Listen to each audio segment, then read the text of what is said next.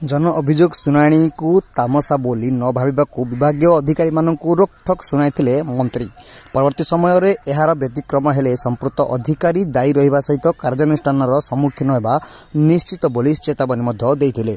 सम्मुखीन होइतिबा समस्यार समाधान पई लोकमानक तांकर आशा भरोसा और विश्वास नै जन अभियोग शुणाणी आसुंती। अभियोग शुणी समाधान देवा आमर दायित्व, किंतु समाधान पई देले मध्य संपुक्त अधिकारी माने गुरुत्व देउनुथिबा भली एक घटना सामना को आसिथिला, जहाकू नै उत्तिक्त हेबा सहित कार्यानुष्ठान चेतावनी देइथिले मंत्री। तेबे आज मयूरभंज जिला मोरडा ब्लॉक कार्यालय रे कॉन्फ्रेंस हॉल रे मोरडा विधायक तथा गृह निर्माण और नगर उन्नयन तथा साधारण उद्योग मंत्री डॉक्टर कृष्ण चंद्र महापात्र अध्यक्षतार एक ब्लॉक स्तरीय जन अभियोग शुणाणी शिविर अनुष्ठित हो जाइछि। मोरडा ब्लॉक अंतर्गत समस्त 20 पंचायत लोक मानकू नै आसिथिबा अभियोग गुड़िक शुणी से सबुर तुरंत समाधान पई उपस्थित विभागीय अधिकारी मानकू निर्देश देइथिले मंत्री श्री महापात्र। जन अभियोग शुणाणी को आसिथिबा मुख्य समस्या मध्य भत्ता, प्रधानमंत्री आवास योजना, पानीय जल, शिक्षा व्यवस्थार अव्यवस्था रहितला।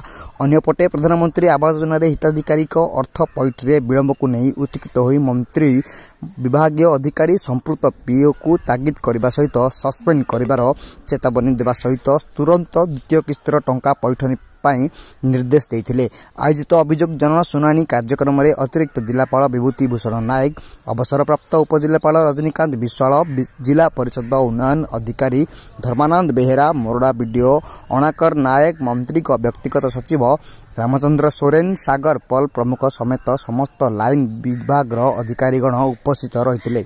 माननीय मंत्री को ऊपर निज निज समस्यार समाधान पई आशा भरोसा करी पाखापाखि 500 रु ऊर्ध्व लोक विभिन्न समस्यार समाधान पई अभियोग करी जणाइथिले। अभियोग गुड़िक धैर्य सहित शुणी विभागीय अधिकारी को समस्यार समाधान पई निर्देश देइथिले माननीय मंत्री।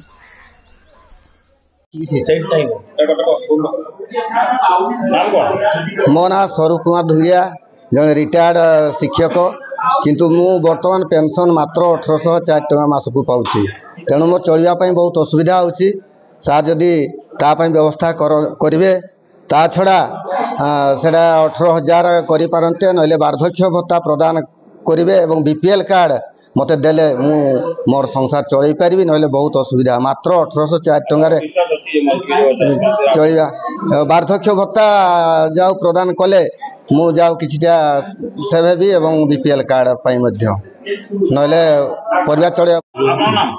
सबान सोरेन ओलिडी, सबान सोरेन ओलिडी माने मु आस्ते आपण पाखक माने घर आ भत्ता एपर्यंत मु पाई नाही, सही पाई आपण पाखरे अभियोग करूची।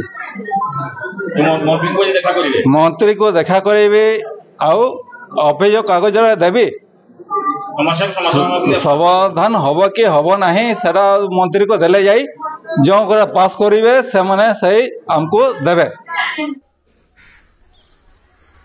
मयूरभंज घासीराम बेहेरा का रिपोर्ट, केबी न्यूज ओडिशा।